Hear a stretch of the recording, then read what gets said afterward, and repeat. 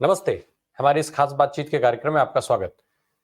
इस समय जब लोकसभा चुनाव बिल्कुल सामने आकर के खड़ा है, तो हर एक इवेंट, हर एक घटना, हर एक बातचीत और सारे बयान, सारे फैसले तक इवन जो कोर्ट के आते हैं, वो सारी चीजें जो हैं वो चुनावी दृष्टिकोण से देखी जा रही हैं। उन सबके चुनावी मायने खंगाले जाते हैं, उन सबके चुनावी मायने तलाशे जाते हैं। ये चर्चा होने लग जाती है कि इस बात का क्या सियासी मतलब निकलेगा और साथ ही साथ कितना असर होगा इसका सियासत में। दरअसल पिछले कुछ समय से लगातार जो देश में एक बड़ा सवाल जिस चीज को लेकर के उठाया जा रहा है, खास करके विपक्ष के द्वारा, और उसमें भी विपक्ष के तरफ से भी अगर देखें तो राहुल गांधी उस मुद्दे को लगातार उठाते जा रहे हैं। वो मुद्दा है अडानी का। अडानी के मुद्दे पर राहुल गांधी लगातार सवाल उठा रहे हैं। जिस तरीके के तमाम सारे रिपोर्ट्स, जैसे हिंडनबर्ग का रिपोर्ट जो सामने आया अडानी समूह को लेकर के, अडानी के तमाम बिजनेस को लेकर के, और उसके साथ साथ जिस तरीके के आरोप अडानी समूह पर लगे और अडानी समूह के मालिकान पर लगे, गौतम अडानी पर लगे, उनके भाई पर लगे, तो इन सारी चीजों के बीच में जब ये मामला सुप्रीम कोर्ट में चल रहा था, सुप्रीम कोर्ट की तरफ से हालिया एक टिप्पणी आती है जिसमें ये कहा जाता है कि सेबी के हस्तक्षेप के साथ साथ ही एसआईटी या सीबीआई जांच की आवश्यकता नहीं है। उसके बाद से एक नया नैरेटिव सामने आता है जो मीडिया के अंदर दिखता है। उसमें ये कहा जाता है कि अडानी को क्लीन चिट मिल गई। ऑलमोस्ट इस तरीके की खबरें लिखी जाती हैं जिससे पढ़ करके ये लगता है कि अडानी को सुप्रीम कोर्ट ने क्लीन चिट देने का काम किया है। उसका असर ये होता है कि शेयर मार्केट में हलचल होने लग जाती है और अडानी के तमाम शेयर जो है वो तेजी से, उनमें तेजी देखी जाती लग जाती है। अब क्या है इसके पीछे की कहानी और इसकी हकीकत, साथ ही साथ लोकसभा चुनाव के मद्देनजर हर एक आंकड़ा भी उतना ही इंपॉर्टेंट हो जाता है। अभी हाल में जो डेटा जीडीपी ग्रोथ को लेकर के जारी किया गया है, उस पर भी बातचीत होगी। जैसा आप देख पा रहे हैं, हमारे साथ आत्मजीत सर हैं। सर, बहुत स्वागत है आपका। सर, ये जो अभी सुप्रीम कोर्ट की टिप्पणी आई जिसमें ये कहा गया कि अडानी साहब को क्लीन चिट दे दी गई है, क्या है इसके पीछे की कहानी? थोड़ा सा सच उसका बता दें, क्योंकि इसने शेयर मार्केट को ही नहीं, ना केवल शेयर मार्केट में हलचल बढ़ाई बल्कि सियासत में भी काफी हलचल बढ़ा दिया। देखिए, सुप्रीम कोर्ट ने ये कहा कि सेबी जो है जांच कर रही थी। 22 मामलों पे जांच हुई, जिसमें 20 मामलों पे जांच बंद लिफाफे में सुप्रीम कोर्ट में दे दी गई और 2 जांच मामले जो हैं वो पेंडिंग थे। तो सरकार ने ये कहा, क्योंकि सेबी जो है सुप्रीम कोर्ट ने ये कहा कि क्योंकि सेबी जो है security exchange board of India है और चूंकि वो रेगुलेटरी बॉडी है, तो बाकी भी 2 जांचें जो हैं वो सेबी के थ्रू ही होनी चाहिए। तो सेबी को ये जांच का जो काम था वो 14 अगस्त 2023 तक उनको कंप्लीट करनी थी, मुकम्मल करनी थी। पर वो क्योंकि जांच पूरी नहीं कर पाई, तो अब उसको एक्सटेंशन मिल गई है 3 अप्रैल 2024 तक। आप भी जानते हैं फरवरी में इलेक्शन नोटिफिकेशन हो जाएगी और हो सकता है अप्रैल में इलेक्शन भी हो जाए। तो अब ये जांच सेबी की जो है ये मुकम्मल हो जाएगी 3 अप्रैल तक, या इलेक्शन के आते आते आचार संहिता लग जाएगी और फिर ये मामला जो है 2024 के इलेक्शन के बाद का चला जाएगा। तो लोग ये मान के चल रहे हैं कि सुप्रीम कोर्ट ने अभी फिलहाल सेबी को जो है वो रिलीफ दे दिया है इलेक्शन तक का। इलेक्शन के बाद ही पता लगेगा कि अदानी साहब का क्या होगा। तो अदानी जी का मामला जो है वो इलेक्शन तक टल गया है।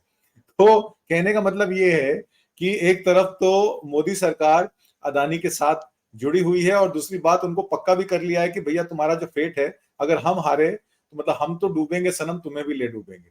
तो यही बात हो मुझे रही सर है। एक चीज, जी, आतंकित सर, एक चीज और साथ में मैं जोड़ दूं इस मामले को लेकर के। जो सीजेआई हैं चंद्रचूड़, उनको, उनके ऊपर भी खूब सवाल उठाए जा रहे हैं। कहा ये जाने लग गया है कि अपने कार्यकाल जैसे जैसा उनका समाप्त होता जा रहा है, वैसे वैसे उनका जो रुख है वो परिवर्तित होता जा रहा है। जिस तरीके से, जिस तेवर के लिए उनको जाना जाता था, जिस सच्चाई के लिए उनको जाना जाता था, वो चीजें दिखती शायद नहीं रह गई हैं। इस तरीके की चर्चाएं भी देखिए, होने लग गई हैं अब। चीफ जस्टिस पे टिप्पणी करना तो ठीक नहीं होगा। चीफ जस्टिस ऑफ इंडिया है, वो उनकी गरिमा है और 2 साल का उनका कार्यकाल है। तो इस साल के एंड तक तो उनका कार्यकाल है ही है। ऐसा तो नहीं है कि वो कोई इमीडिएटली इलेक्शन के बाद जो है रिप्लेस कर दिए जाएंगे। आर्टिकल 370 के मामले में और आपके एक और मामले में जब सरकार के पास गए इलेक्शन कमीशन के मामले में, कि इलेक्शन कमीशन की अपॉइंटमेंट जो है उसमें सुप्रीम कोर्ट के जज ने कहा था कि chief justice of India, opposition leader of largest party in opposition और प्रधानमंत्री, ये 3 लोग तय करेंगे इलेक्शन कमिश्नर कौन होगा और उसका स्टेटस जो है वो एक सुप्रीम कोर्ट के जज के अकॉर्डिंग होगा। तो ये बात जो है सुप्रीम कोर्ट के जज ने कही, पर विधायिका ने उसको बदल के ये कर दिया कि तीसरा आदमी चीफ जस्टिस ऑफ इंडिया ना होकर सरकार का ही मंत्री होगा। तो ऑब्वियसली मोदी जी को उसमें वीटो मिल गया। और चीफ जस्टिस को जो है, क्योंकि विधायिका जो है वो जुडिशरी से ऊपर है, तो विधायिका कुछ भी कर सकती है। लेजिस्लेटिव जो है वो कोई भी डिसीजन अगर लेगा, और विधायिका के रूल को आपने देखा था कि पहले भी कई सरकारों ने विधायिका को जो है पीछे ताक पे रख के अपने पॉलिटिकल फैसले किए हैं। तो इलेक्शन कमीशन की अपॉइंटमेंट एक पॉलिटिकल फैसला है। जहां तक अदानी का मामला है, सेबी ने टाइम पे अपनी जांच पूरी नहीं की, इसका संज्ञान तो सुप्रीम कोर्ट ने लिया, पर सुप्रीम कोर्ट ने ये रीजन नहीं, मतलब ये उनको सेबी को ये नहीं पूछा कि 10 महीने तक आप ये रिपोर्ट क्यों नहीं कंप्लीट कर पाए। जब आप 20 केसेस में रिपोर्ट कंप्लीट कर सकते हैं तो 2 में क्या था। इसमें 2 रेवलेशंस जो हैं वो मैं आपको चिन्हित करूंगा। 31 अगस्त 2023 की जब ओसीसीआरपी की रिपोर्ट आई तो उसमें ये कहा गया कि 2 कंपनियां, जो 13 शेल कंपनीज हैं जो अदानी के शेयर्स में पैसा लगा रही हैं, उसमें 2 कंपनियां जो हैं उनकी जो पोजीशन है वो बहुत महत्वपूर्ण है। उसमें चैंगचुंग ली और नबन अली सबन अली का नाम आया कि ये 2 आदमी इन दो कंपनियों में के द्वारा 8 से 14% फ्री फ्लोट शेयर जो है अदानी पावर का, अदानी एंटरप्राइज का, अदानी पोर्ट का, स्पेशल इकोनॉमिक जोन का और अदानी ट्रांसमिशन, ये 4 कंपनियों के 8 से 14% फ्री फ्लोट शेयर रख के बैठे हैं। और मान लीजिए अगर सेबी की गाइडलाइन है कि 25% शेयर जो है वो फ्री फ्लोट होने चाहिए, और उसमें 15% अगर 2 ही लोगों के पास हैं और सिर्फ 10% शेयर असली मायने में देखा जाए तो फ्री फ्लोट है, तो इस पे सेबी शांत क्यों रही। और ये शेल कंपनियों की जो ओनरशिप थी, ये फॉरेन ओनरशिप थी, 2018 में क्या ऐसी विपदा पड़ी कि 12 अक्टूबर 2023 में एक और किस्सा आया जिसमें चैंगचुंग ली और मोहम्मद अली शबन अली ने 12,000 करोड़ रुपए की ओवर इनवॉइसिंग की कोल की। मतलब जो कोयला इंडोनेशिया से चला वो किसी और ग्रेड का था, पर जब तक वो मुंद्रा पोर्ट पे पहुंचा उसका ग्रेड बदल गया, वो महंगा हो गया। और कोल सेक्रेटरी ने चिट्ठी लिखकर सारे पब्लिक सेक्टर थर्मल प्लांट्स को और प्राइवेट थर्मल प्लांट्स को ये मैंडेट कर दिया कि 10% कोयला आप इंपोर्टेड खरीदेंगे। तो ये इन दोनों बातों पे सेबी ने ऐसी क्यों गाइडलाइंस चेंज की 2018 में कि फॉरेन फंड्स की ओनरशिप बताने की जरूरत नहीं है। जब 2018 में ये क्लैरिटी जब ये सेबी करती है कि 2018 में कि फॉरेन फंड्स के जो ओनर्स हैं उनको उनकी डिक्लेरेशन देने का कंपलसरी नहीं है, उसके बाद से ही ये शेल कंपनियां जो हैं वो फटाफट अदानी के शेयर्स को 4,000 रुपए तक ले जाती हैं। उसी 4,000 रुपए का शेयर जो है स्टेट बैंक ऑफ इंडिया और एलआईसी में उसको गिरवी रख के और उसके अगेंस्ट पैसा लिया जाता है। जिस कंपनी का सीओजीआर या जो रेट ऑफ रिटर्न 3.5% भी नहीं है, क्योंकि वो इंफ्रास्ट्रक्चर रिलेटेड काम कर रही है, पोर्ट्स का काम करती है, एयरपोर्ट्स का काम करती है और ऐसे जेस्टेशनल पीरियड के काम करती है जिसमें इनकम इमीडिएटली नहीं आती है, ये 3.5%, 3.4% रिटर्न भी लोएस्ट ऑफ द लोएस्ट है इंफ्रा कंपनीज की, क्योंकि वर्ल्ड ओवर इंफ्रा कंपनीज हैं। तो जिस कंपनी की रिटर्न 5.5 से 6% नहीं है, उसको इतना पैसा क्यों दिया जा रहा है। आपको ये भी याद होगा जब हाइफा का प्रोजेक्ट हाइफा पोर्ट का प्रोजेक्ट होना था इसराइल में और ऑस्ट्रेलिया में कोल माइंस का प्रोजेक्ट होना था, तो यही स्टेट बैंक ऑफ इंडिया जिसके ओपी भट्ट एक्सपर्ट कमेटी में है, इन्होंने $1 बिलियन मतलब 6,800 करोड़ रुपए का क्लियर क्रेडिट दे दिया था अदानी ग्रुप को कि आप जाइए हाइफा पोर्ट लीजिए, आप जाइए बिड करिए ऑस्ट्रेलियन की कोल माइंस का, एसबीआई आपके पीछे खड़ा है। तो जब ये चीजें होती हैं तो ये थोड़ा सा इस पे शक पैदा होता है कि एक्सपर्ट कमेटी जो सुप्रीम कोर्ट ने बनाई थी उसमें ऐसे लोग बैठे हैं जिन्होंने क्लियर क्रेडिट लिमिट दी हुई है, तो वो क्या अदानी के खिलाफ बोलेंगे। और दूसरी बात ये है कि अगर अल्टीमेटली जो अल्टीमेट बेनिफिशियरीज हैं, जो शेयर पार्टेकिंग कर रहे हैं, स्टॉक पार्टेकिंग कर रहे हैं, उन लोगों की लिस्ट अगर फॉरेन फंड्स के ओनर्स की नहीं होगी सेबी के पास, तो सेबी कार्रवाई क्या करेगी। तो सेबी तो एक सिर्फ लेम डक बन के रह गई है और सुप्रीम कोर्ट उस पर डिपेंडेंट है अदानी के मामले में। तो अब क्या जांच करेगी और क्या रिपोर्ट आएगी, और अगर रिपोर्ट अप्रैल में आ भी गई तो क्या उसमें जो इम्प्रोप्राइटरी हुई है वो क्लैरिटी आएगी या क्लीन चिट मिलेगी। तो लोगों का ये मानना है कि ये तो एक लीपापोती की जा रही है, इसमें अदानी को ऐसा लग रहा है क्लीन चिट मिल चुकी है। और इसी वजह से अच्छा, इसमें एक और चीज है, जो नीति आयोग और फाइनेंस मिनिस्ट्री की एप्रीहेंशंस कि 6 एयरपोर्ट एक पार्टी को नहीं दिए जाने चाहिए, या देश के इतने संसाधन, चाहे वो कोल माइन के प्रोजेक्ट हो या थर्मल पावर प्रोजेक्ट्स हो, आप इतने संसाधन, इतने संस्थान अगर एक ही आदमी को दे देंगे तो वो जाहिर सी बात है एक मोनोपोली क्रिएट हो जाएगी। तो नीति आयोग और फाइनेंस मिनिस्ट्री की वार्निंग्स को ताक पे रख पे जो काउंसिल ऑफ मिनिस्टर्स थे या मोदी सरकार थी, उन्होंने अपने सारे जो नवरत्न थे वो अदानी की झोली में क्यों डाल दिए। तो इसकी तो जांच सेबी नहीं कर सकती, और एक्सपर्ट कमेटी मैंने आपको बताया जो सुप्रीम कोर्ट की बनी है, उसमें एक दो लोग ऐसे हैं जो अदानी से कनेक्टेड रहे हैं। अदानी की एक कंपनी है जो ग्रीन एनर्जी को स्टोर करने की टाइप, उनका टाइप है एक फॉरेन कंपनी के साथ, और उस कंपनी के बोर्ड में वो डायरेक्टर हैं, एक उनमें से एक्सपर्ट कमेटी के। तो बहुत सारी ऐसी चीजें आई हैं। तो सुप्रीम कोर्ट ने इन चीजों को नजरअंदाज क्यों किया, और जो कंपनियां कोल इक्विपमेंट परचेज में दोषी पाई जाती हैं कि 10 रुपए का मशीन जो है 100 रुपए में बेच के 90 रुपए कमाए, और उसी इलेक्ट्रोजन कंपनी जिसके मालिक जो है विनोद अदानी हैं, और विनोद अदानी गौतम अदानी के बड़े भाई हैं, और यही इलेक्ट्रोजन कंपनी जो है नमन अली को फंड करती है, चैंगचुंग ली को फंड करती है, जो स्टॉक पार्टेकिंग करते हैं, शेयर खरीदते हैं। तो ये उन्हीं पावर प्रोजेक्ट्स का पैसा है जिसकी महंगी बिजली हम और आप खरीद रहे हैं। तो इस पे सुप्रीम कोर्ट चुप क्यों है? इस वजह से सवालिया निशान खड़ा हो जाता है कि सुप्रीम कोर्ट के जो फैसले हैं क्या वो निष्पक्ष हैं, या सुप्रीम कोर्ट रिएक्शन तब देगी जब बाकी की 2 रिपोर्टें भी आ जाएंगी। तो अभी ये कहना मुश्किल है कि अदानी को क्लीन चिट मिली है कि नहीं मिली है, पर अभी जो नरेशन चल रहा है वो ये चल रहा है कि अदानी के शेयर में आपको दिक्कत नहीं है, और जिस तरीके से अदानी के शेयर्स खरीदे गए पिछले 2-3 दिनों में। जो जांच पहले से जारी है सेबी के पास, जिस तरीके के जो सवाल अभी आप उठा रहे थे, उसमें नई एसआईटी बनाए जाने से अगर सुप्रीम कोर्ट ने इनकार कर दिया तो दिक्कत क्या है भाई? जो एसआईटी पहले वो जांच करे, क्या नई अगर एसआईटी बना दी जाती तो उससे जांच में क्या कुछ तेजी आ सकती थी? आप चेहरा किसी को बना दें, मैंने आपको बताया सेबी तो अपनी गाइडलाइंस रेगुलेशंस के हिसाब से काम करेगा। जब उसकी गाइडलाइंस में फॉरेन फंड ओनर्स की लिस्ट होना, डायरेक्टर्स का मैंडेट लिस्ट देना या ना देना, जब उन्होंने उसको इरेज ही कर दिया, खत्म ही कर दिया, तो कोई भी एसआईटी हो क्या जांच करेगी? आप जब उन्होंने एब्जॉर्ब कर दिया कि फॉरेन फंड्स को मॉरिशस बैठे, अब ये जो मॉरिशस और वर्जिन आइलैंड का पैसा जो आता है इंडिया में, आप देखेंगे 60 to 65% फॉरेन फंडिंग इन्हीं कंट्री से आती है जिनको टैक्स हेवन्स बोलते हैं।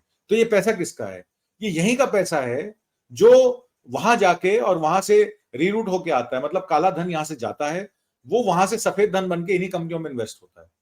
अब ये जो मॉडस ऑपरेंडी है ये आज से नहीं है, ये पिछले कई सालों से, 20-25 सालों से चल रहा है।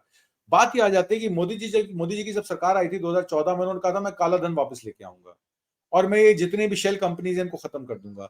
शेल कंपनीज खत्म तो हुई नहीं, उल्टा और बढ़ गई, और उनकी अकाउंटेबिलिटी सेबी के उसमें खत्म हो गई। तो जब उनको ईज आउट कर दिया गया कि आपको कोई डिटेल्स देने की जरूरत नहीं है, इन फंड का ओनर कौन है, उसका कनेक्शन क्या है, एक एक डायरेक्टर 6-6 कंपनियों में फॉरेन फंड्स चला रहा है, और ये बहुत सारी कंपनियां बना के, एक वेब ऑफ कंपनीज बना के, उस काले धन को सफेद करके इन्हीं कंपनियों के शेयर बढ़ाए जा रहे हैं, और ये दिखाया जा रहा है, ये देखिए हमारा स्टॉक मार्केट 70,000 पे पहुंच गया, ये देखिए हमारा मार्केट 80,000 पे पहुंच गया, India is the biggest investment opportunity today. तो ये एक नरेशन जो क्रिएट किया गया है, डेवलपमेंट मॉडल, ये डेवलपमेंट मॉडल एक हवा का गुब्बारा है, एक गैस का गुब्बारा है, जिस दिन फटेगा तो उस दिन बहुत सारी पब्लिक वेल्थ इरोड हो जाएगी इसमें। जी जी मैं सर अभी जीडीपी की तरफ चलूं उससे पहले एक सवाल और मैं टाइमिंग को लेके करना चाहता हूं। एक टाइमिंग का जिक्र आपने किया कि अडानी का जो डेट दिया गया है वो लोकसभा चुनाव की डेट आ जाएगी उस समय तक, और बात हो उधर इसी तरीके से चर्चा इस टाइमिंग की भी हो रही है कि आखिर इस वक्त पे अडानी की ये जो चीजें दी गई और फिर क्लीन चिट वाला जो हिसाब किताब बनाया गया कि उनको क्लीन चिट दे दी गई, इसका भी क्या कुछ मतलब है कि इस वक्त फैसला आता है और फिर ये माहौल बना दिया जाता है कि क्लीन चिट हो जाती है, फिर शेयर मार्केट उठा दिया जाता है, उठ जाता है? क्लीन चिट अदानी को तो नहीं दी गई, बल्कि उनकी इंक्वायरी को डिले कर दिया गया। पर ये कहना गलत नहीं होगा कि security exchange board of India या जितने भी पब्लिक सेक्टर बैंक्स हैं उनको एनसीएलटी के जरिए या एनबीसी के जरिए जो भी ट्रिब्यूनल में केसेस आते हैं, आपने देखा किस तरीके से अनिल अंबानी की रिलायंस कम्युनिकेशन जिसपे 47,500 करोड़ रुपए का कर्जा था, उसको 475 करोड़ रुपए में 1% कॉस्ट पे मुकेश अंबानी उनके भाई खरीद लेते हैं। मतलब आप बताइए कि कहाँ का ये है कि 47,000 करोड़ का कर्जा उस कंपनी पे, तो उसके एसेट्स इतने भी नहीं है कि वो 455 करोड़ रुपए निकाल पाए। तो जिस तरीके से रुचि सोया ऑयल का आपने पतंजलि का देखा, किस तरीके से बगैर 1 रुपया खर्च किए रुचि सोया ऑयल पतंजलि ने खरीदी, और उसके बाद उसका शेयर जो है 10 गुना हो गया। तो ये जो स्टॉक मार्केट्स में शेयर्स की वैल्यू बढ़ाई जा रही है, और जब कंपनी खरीदी जाती है तो 1 रुपए का शेयर होता है, और जब वो कंपनी एक सत्ता के समर्थक कैपिटलिस्ट या बिजनेसमैन के पास चली जाती है, तो उसी कंपनी का शेयर 1,000 रुपए का हो जाता है, और सारे बैंक्स उसको पैसा देने के लिए भी तैयार हो जाते हैं। सडनली जो कंपनी है वो 6 से मतलब जो एक बीमारू कंपनी है, वो बीमारू कंपनी से बिल्कुल वो अच्छी कंपनी हो जाती है, उसकी रिटर्न भी अच्छी हो जाती है। तो ये पैसे की उगाही करना, बैंकों से पैसा निकालना, हम लोग बोरोइंग कंट्री, आपको पता ही है कि जो कर्जा हमारे पे जी 56 लाख करोड़ का था 2014 में, अब हम 200 लाख करोड़ पे बैठे हैं। तो ये पैसा जा कहाँ रहा है? ये उन पूंजीपतियों के हाथ में जा रहा है, जो पूंजीपति देश के सारे संस्थान और सारे जो जितने बिजनेसेस हैं, जो प्रॉफिट मेकिंग बिजनेसेस, उनको खरीद रहे हैं। जिनको काम जी करना चाहिए था, टेक्नोलॉजी लाना, आईटी क्षेत्र में काम करना, एरोनॉटिक्स के क्षेत्र में काम करना, लॉजिक चिपसेट्स बनाना, वो अब किसानों की फसल पर नजर है उनकी। और जी जो छोटे बिजनेसेस, लघु उद्योग थे, जो माइक्रो यूनिट थी, उनके बिजनेसेस को खाने की कोशिश कर रहे हैं। तो ये जी पैसा सही जगह इस्तेमाल नहीं हो रहा है, इसी वजह से बेरोजगारी बढ़ रही है इस देश में। जी जी सर, चूंकि ये चुनावी साल है, अभी जीडीपी के आंकड़े जारी किए जाते हैं 2024 वित्तीय वर्ष 2024 के लिए। जो आंकड़े आए वो उसको आप किस तरीके से देखते हैं? वो आंकड़े क्या सेटिस्फैक्टरी हैं या फिर उसमें भी कुछ लीपापोती दिख रही है आपको? देखिए, जीडीपी का जो आंकड़ा था इस साल के शुरुआत में 2023-24 का जो अनुमान, 24-25 का अनुमान था फाइनेंशियल ईयर 2024 में, ये अनुमान था कि इकोनॉमी 6.2% पे ग्रो करेगी। ये आरबीआई का था। अब पिछले 2 क्वार्टर में 7% पे ग्रोथ हुई है, क्योंकि पब्लिक स्पेंडिंग बहुत ज्यादा हुई है। जब पब्लिक स्पेंडिंग ज्यादा होती है, पब्लिक इंफ्रास्ट्रक्चर स्पेंडिंग गवर्नमेंट करती है, तो जब पब्लिक सेक्टर स्पेंडिंग गवर्नमेंट करती है, तो सीमेंट के क्षेत्र में, स्टील के क्षेत्र में और कंस्ट्रक्शन के क्षेत्र में जो है वो डिमांड बढ़ती है। और डिमांड बढ़ने से जीडीपी ग्रोथ का अनुमान, बिकॉज मैन्युफैक्चरिंग, आपका construction, IT, ITS services, agriculture, और ये सब प्रमुख क्षेत्र रहते हैं, सर्विस एक्सपोर्ट्स और गुड्स एक्सपोर्ट। ये सब क्षेत्र जो होते हैं वो जीडीपी को बढ़ाते घटाते हैं। तो क्योंकि पब्लिक स्पेंडिंग ज्यादा है, सड़कें बन रही हैं, क्योंकि पब्लिक स्पेंडिंग जो है इंफ्रास्ट्रक्चर के क्षेत्र में ज्यादा है, कंस्ट्रक्शन के क्षेत्र में ज्यादा है, बंदरगाहों के क्षेत्र में ज्यादा है, तो उस पब्लिक स्पेंडिंग के चलते जीडीपी ग्रोथ रेट का 7% है। पर अगर आप उसका आंकड़ा इस तरीके से देखें कि जो average lower wage income earner है, जिसकी तनख्वाह लिमिटेड है, क्या उसकी वेज अर्निंग बढ़ी है? तो उसका जवाब नहा है।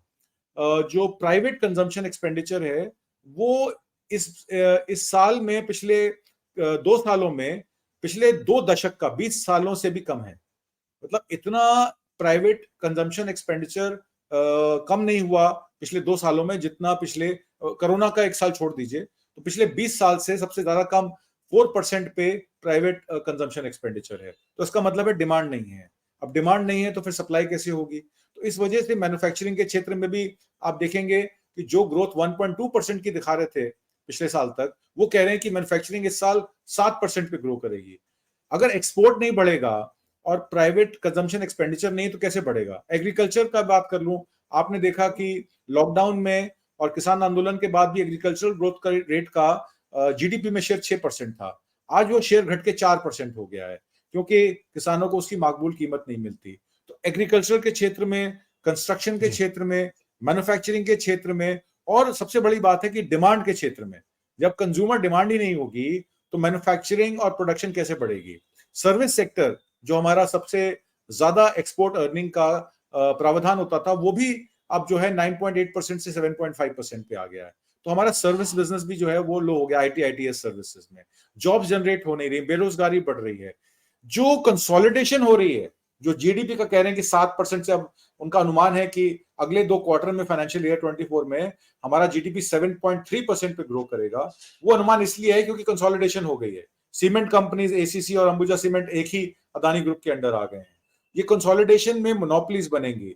दो ही जो ऑपरेटर्स होंगे वो रेट तय करेंगे उस इंडस्ट्री का, चाहे वो स्टील का हो, चाहे वो सीमेंट का हो, चाहे वो पावर जनरेशन का हो, चाहे वो ग्रीन एनर्जी का हो। इस वजह से ऑर्गेनाइज सेक्टर को बढ़ाते हुए, दिखाते हुए, वो ये बात नहीं कर रहे कि देश का 60% वर्कफोर्स अनऑर्गेनाइज सेक्टर में एम्प्लॉयड होती है, लघु उद्योगों में एम्प्लॉय होती है, एसएमईज, एमएसएमईज में एम्प्लॉय होती है। उनकी हालत क्या है? वो बीमारू स्टेज पर हैं। तो खाली जीडीपी का आंकड़ा दिखाकर कि हम दुनिया की तीसरी बड़ी अर्थव्यवस्था बन जाएंगे और अब 5वीं बड़ी अर्थव्यवस्था है, ये सब फिगर्स जो हैं, ये ऑप्टिक्स के लिए तो ठीक हैं, पर अर्थव्यवस्था को अगर आप ध्यान से देखें, तो अगर गरीब आदमी की और एक एवरेज लो वेजर की तनख्वाह नहीं बढ़ेगी, तो वो खरीदारी कहां से करेगा? खरीदारी सबसे कम है पिछले 2 दशक की इस साल। जी जी जी जी बहुत बहुत धन्यवाद सर इन महत्वपूर्ण जानकारियों के लिए। बहुत थैंक यू।